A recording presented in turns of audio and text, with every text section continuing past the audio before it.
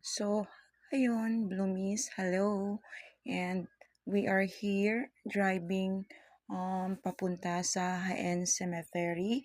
Again, it's Saturday and this time we will going to check Tiffany L kasi 3 days na kami hindi nakabisit sa kanyang himlayan because nagkaroon kami ng bagong baby. So, inuna muna namin yung aming bagong baby which is si Teo.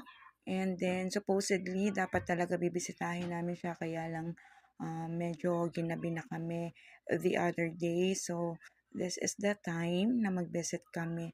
So, by the way, ito yung papasok sa Haen Cemetery wherein dito nakahimlay ang body ng aming pinakamamahal na si Tiffany. So, hindi naman kami once in a week lang nagpupunta dito.